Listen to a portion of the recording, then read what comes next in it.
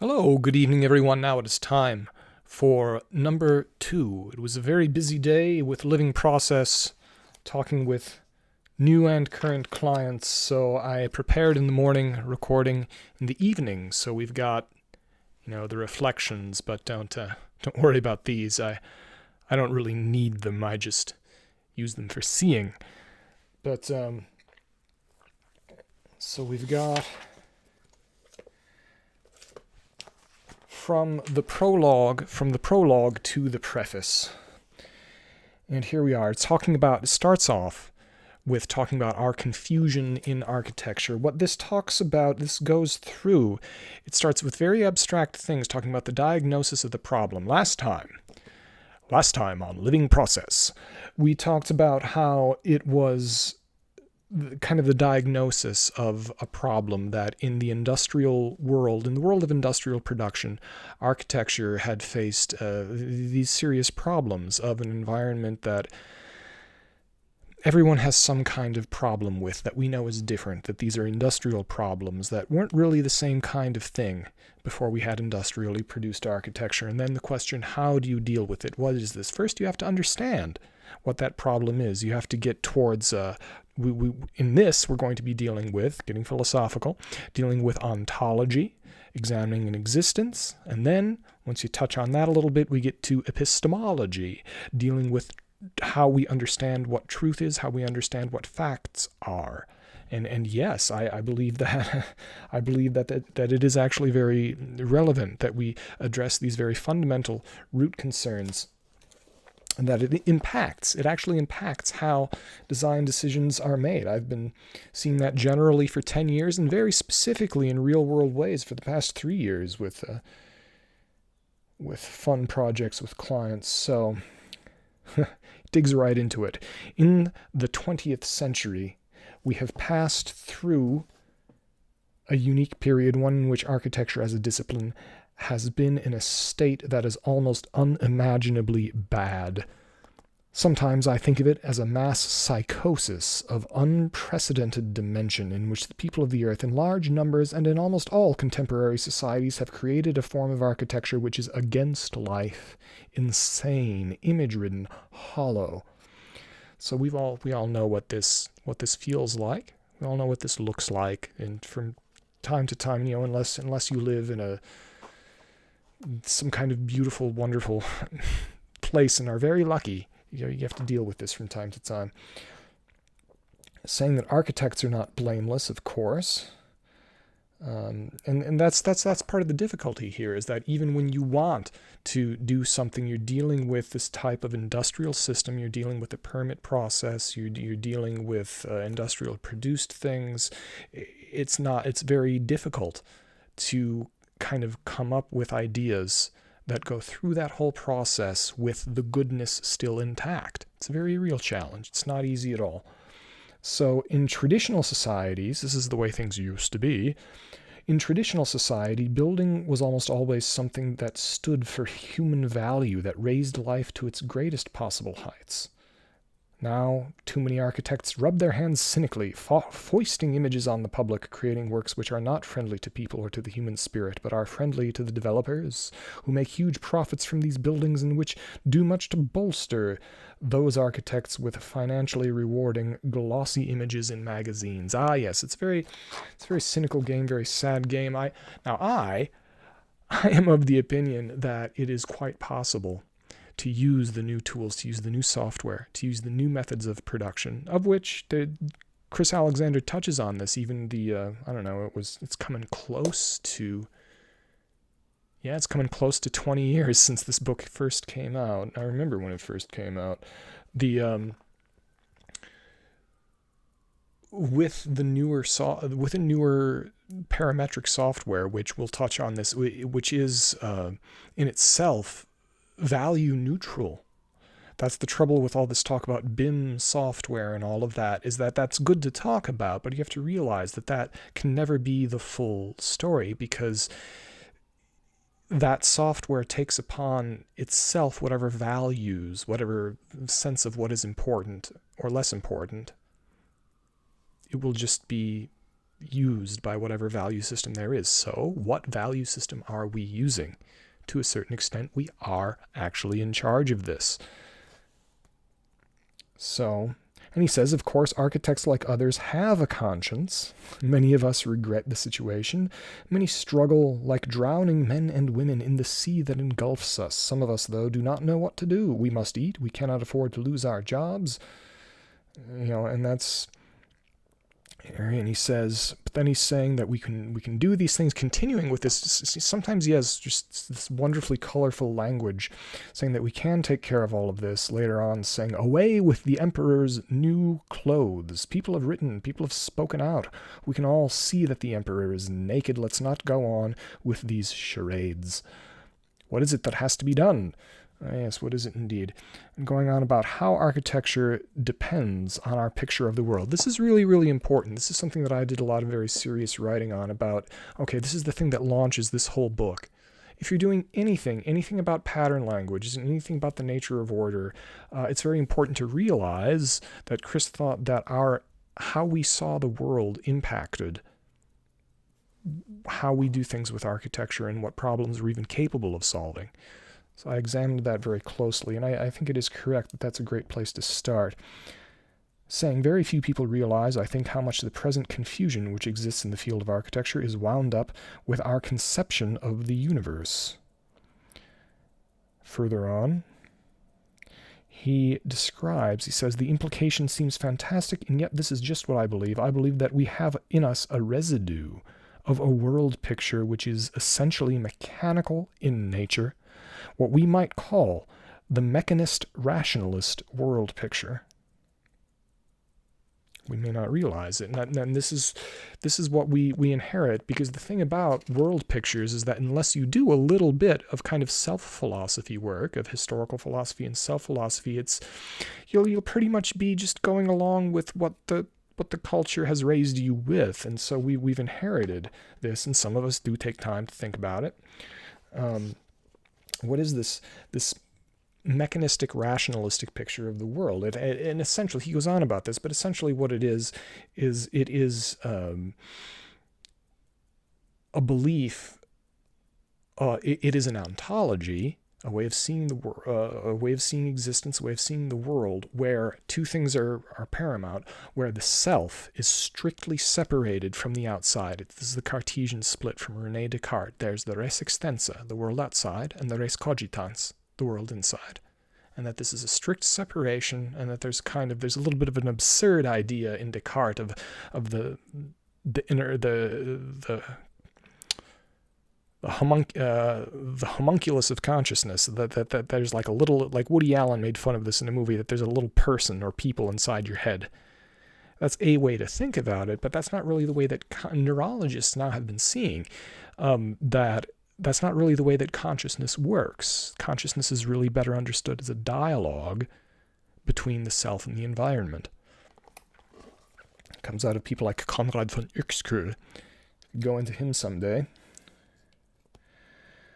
That is actually how you say that guy's name. It has two umlauts. What do I mean by the mechanistic rationalist world picture? I mean roughly the 19th century picture of physics. So what I said, there's the Cartesian thing behind it, also the idea that in the physical world, what is considered truth, what is valued as truth, is that which is physically measurable. And anything else would be considered metaphysics, right? And then you say, you draw a line against that with your epistemology and say, no, you cannot measure that because it is metaphysical instead of physical.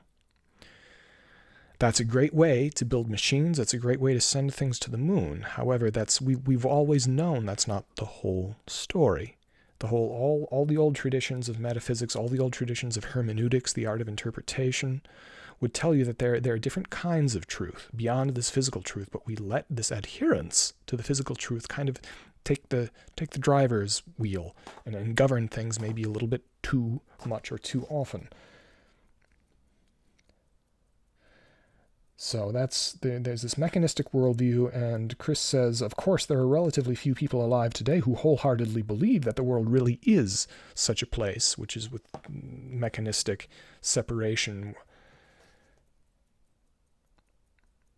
Physicists, for example, especially the great physicists, have a more humble and wondering attitude about the nature of the universe. And so do many scientists. He goes on quite a lot about the physicist David Bohm, with whom he knew personally and spoke with quite a bit. And I think that's the case. Is that it's interesting. Everyone talks about rationalism and science, or somehow science being against anything spiritual. It's not necessarily. It is if someone wants it to be.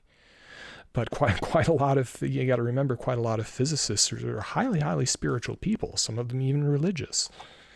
Most of them were just such unique people that they weren't religious because they just had their own unique, spirituality. Newton was like that. So, I have reached the conclusion that the strange fantasies, the private in-house language about architecture, the strange nature of 20th century gallery art, deconstructionism, postmodernism, modernism, and a host of other isms, all of which affect our physical world hugely, are created because of an entanglement between the nature of architecture, the practice of architecture, and the mechanical conception of nature. This is quite a claim. Think about all the furore about postmodernism that's happened lately. I was on top of this. I was writing things about this in the early 20 teens. And after, Jordan Peterson broke it out into the open to complain about postmodernism loudly. And I think part of why he got popular is a lot of people cheered when he did that because they thought, finally, someone is addressing this nonsense.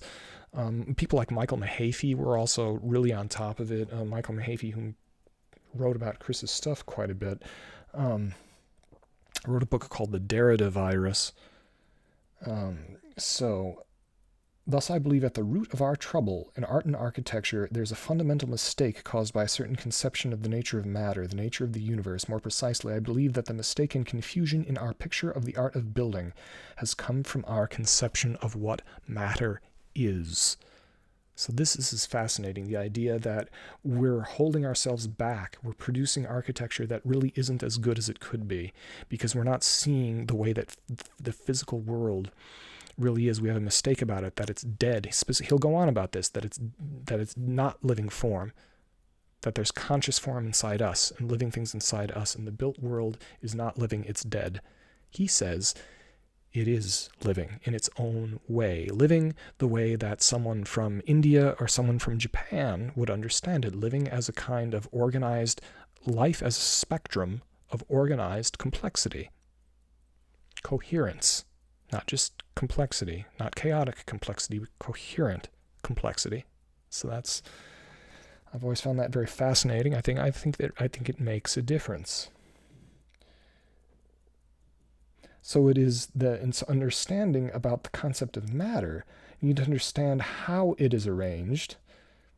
What matter is governed by our idea of how space can be arranged, and that in turn is governed by our idea of how orderly arrangement in space creates matter.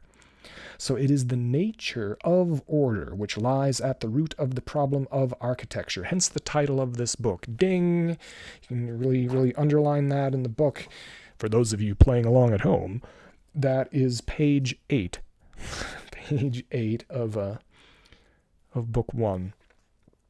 So, yeah, that's really important. So he goes on about what is order.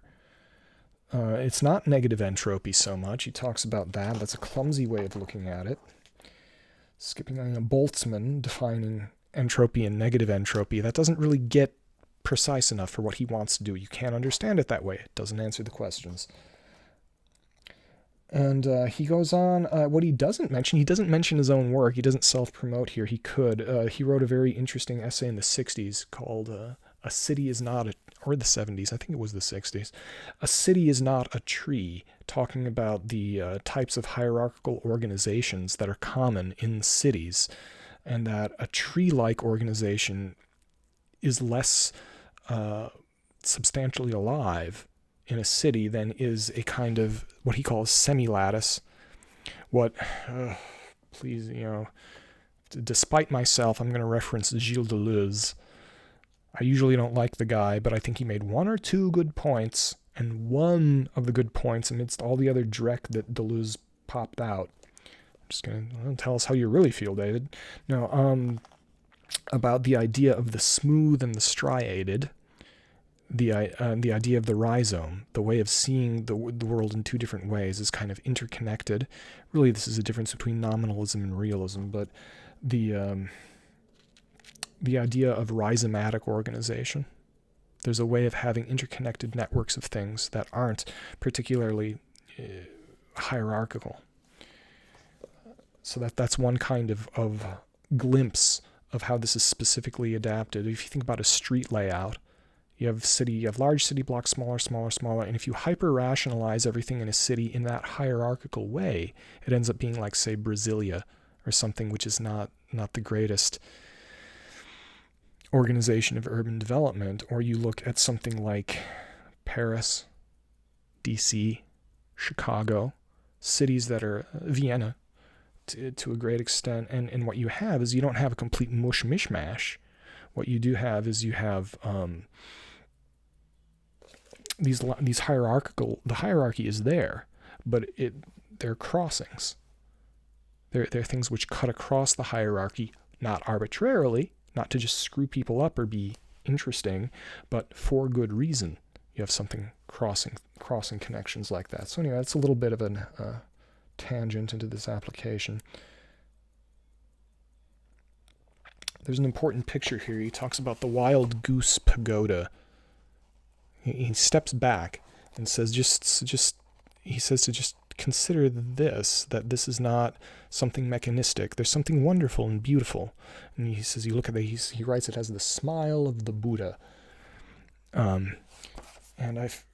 It says it's in Hunan province, China. Actually, I was speaking with a guy who, really interesting guy named Bin Zhang, very good researcher. He works in the University of Yalve, Switzerland, and I believe he's from China, and I think he knows what this is. That might be a mistake. That might be a mistake of the attribution, because he knows exactly which pagoda this is and where it is. It's a very famous one, very beautiful old pagoda. So, but if you look at that, there's obviously something beyond just mechanism, something beyond. If you pay attention to the way that is and how that feels, or think about a building that you love and the way it is and how you feel when you're there, it doesn't make very much sense to think of it as a mechanism.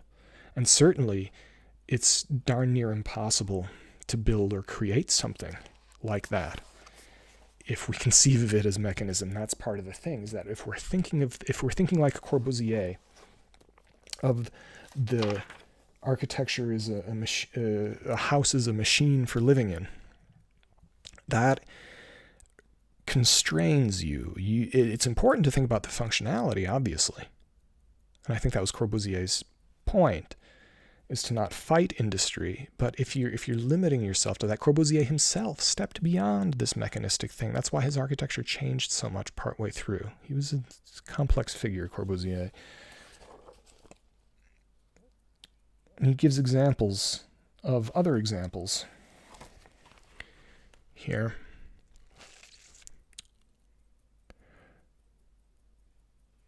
And mentions specifically, this is very interesting, about how something so simple, something ornate, the tomb of Tamerlane, and then this is a temple in Japan, about how you can have that same type of quality. It doesn't depend on how simple or complex looking something is. It has to do with something else. It has to do with the interplay of the geometries and with the vibrance of each area and how they support and reinforce each other. It's called strong centers. We'll get to that later. But think about how those kind of pieces of cloth, they look like handkerchiefs, but they're not handkerchiefs, obviously. But the pieces of cloth, about how that adds and how that changes the whole thing. And imagine it without those there. And imagine how much less alive it would feel. And that's part of the point. Even something so simple as that.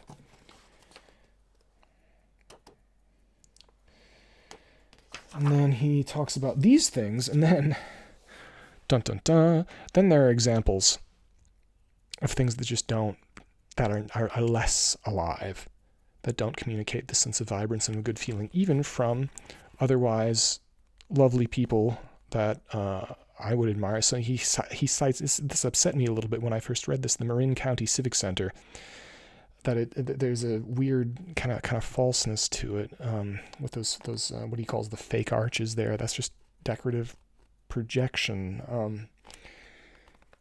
That was a Frank Lloyd Wright project. It was built after he died, but and again, here's that organization of a city where you have strict hierarchy instead of the active interwoven semi-lattice hierarchy. That's a Wells Fargo bank. Some of you might notice that. And then this, what's that down there? Oh yeah. Oh, that's Saarinen. That's the old art museum, Ario Saarinen, who sometimes does good stuff, but I'm not a fan of that. And Chris says that this is stuff that, hey, feels bad, man. This is the type of stuff that even if it's famous, it's projecting this dissonant sense, and we have the opportunity to improve on that as designers and as clients working with designers. So it is this whole idea of order, the whole idea that order is as it exists in the 20th century thought, which is inadequate. He talks about order as mechanism. It's impossible to view a Mozart symphony as a machine which has a certain kind of behavior. The same is true of the Yellow Tower, of that pagoda. Order as mechanism. And of course, we were thinking about order, so we're still asking the question, what is order? He's going to get to describing it as degrees of life. But order as mechanism. Well, yes, Alan Watts made a famous distinction. I'm convinced, I was never able to talk about this with him, but I was convinced that he listened to quite a bit of Alan Watts, probably, because there is actually a lecture of Alan Watts where he talks about the order of nature. There's The Nature of Order, which is this book, and The Order of Nature. And in it, Alan Watts picks up a watch. He picks up a watch and talks about how that you could see this as not alive, as a mechanism, but yet, if you think about the way the behaviorists describe consciousness, using the strict behaviorists talking about consciousness as that stimulus and response. Well, you can tap on the watch and it makes a noise, which I hear, which I perceive. The watch perceives my tapping and sends the sound to my ear. By the strict B.F. Skinner behaviorist definition of consciousness, the watch is conscious. And this was actually Leibniz's point, writing several hundred of years before B.F. Skinner, talking about how consciousness works, and that we have forgotten that there are such a thing as perceptions which are not perceived. So the stimulus and response, anything that has stimulus and response, has a cause and effect, has a kind of life. And then it's where first that there is perception and awareness of perception, and then perceptions that have their own perception, which is metacognition. You can see how it gets more and more complex with life and consciousness. And it actually does change how you work with and design things when you bring that different type of awareness to it. Moving on, you see, you could just go on forever with this type of thing. I'm only partway through the chapter. I don't want to take that much longer with each chapter. So we've gone through the ontology about what is the world like, how is it existing, and then the epistemology, how do we look at the world. So we've seen the mechanism, the way of looking at the matter as mechanism versus looking at it as a kind of organism, as a way of being alive. So that's a shift in ontology. Now we have the shift. What are the different ways of epistemology? So saying that you can see how do you measure things? How do you make decisions? He says, and this is a very good concrete example here. If I'm trying, or a wood example, if I'm trying to put a door in the wall, there's a second kind of statement about the different possible positions for the door. For example, when the door is in a certain range of positions, the result is more harmonious than other positions. This position for the door in keeping the wholeness of the room more than this other position. One door frame is more harmonious in keeping with the life of the room than another door frame. And the old way of seeing it is that the word fact is understood in a mechanical way about the specs of the door, that it weighs 25 kilograms, that it's a certain color, that it's a certain thickness, that it costs a certain amount. And only those are the things which are considered facts. But he says, let's treat the idea of harmony as a fact. What happens when you do that? It opens up a whole universe. It doesn't open things up to a mishmash, actually, when you do things the proper way. As architects, builders, and artists, we're called upon constantly, every moment of every working day, to make judgments about relative harmony. And that's really, really, really important.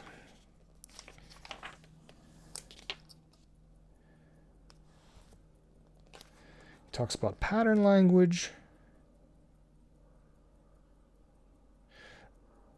And some of the reaction to pattern language was that people said it was controversial, is that people said it was impossible for the book to describe any form of truth, and that it was only opinion dressed up as truth. And that's always the criticism. Well,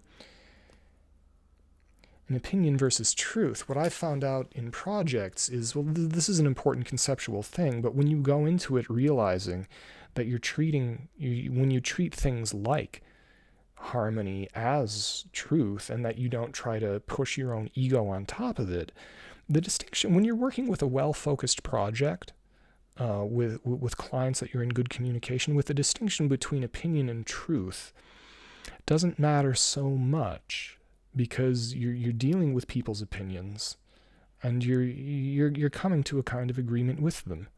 So this, as you scale up, it gets more challenging. But there are ways, and the pattern language is a very good framework for doing that, for when you scale up, to get input from people and have dialogue to people. So you're arriving at the things where people are in alignment on this sense of harmony and so forth. And you're not imposing some kind of top-down idea on them, or just letting it go off into whatever planning and production expresses. It is not a small thing to construct a theory of architecture based on a new form of truth. Understatement. To make sure the reader understands thoroughly why I believe it is necessary for us to develop a new form of truth, I shall give a few more examples of the highly negative impact of the mechanistic idea. He goes on about it. He talks about Buckminster Fuller. That different people, Buckminster Fuller expressed the weight of buildings.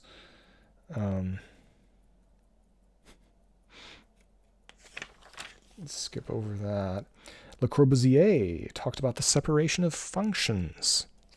Talked about Corbusier before, about separating living from working, from manufacturing. And to him, that was a kind of order that was necessary. But we need to be able to have value. Our scientific world, not only will our scientific world not tell you anything about value, it is your democratic obligation to do it for yourself.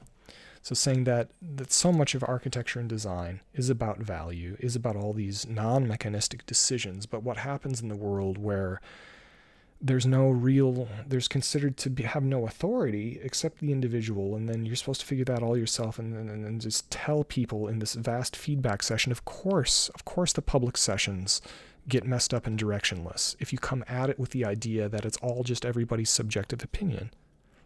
Of course it's going to go nowhere and be conflicted.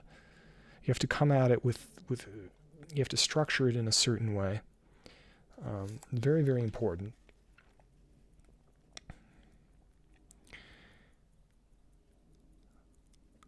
Let's move on to the other things.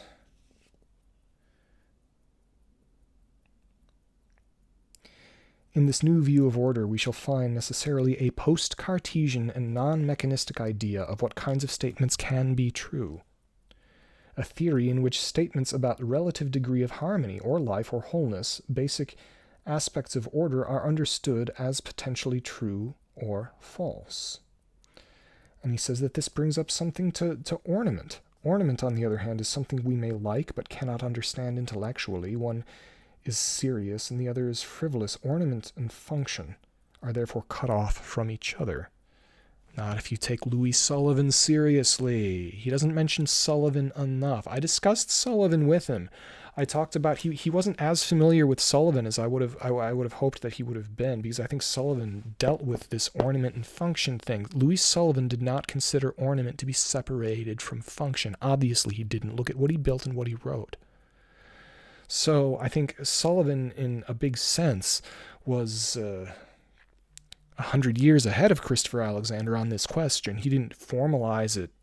He didn't articulate it as clearly and in as much detail. He kind of made this gnomic, secretive book called, which I have, an amazing book called A System of Ornament According to Man's Powers.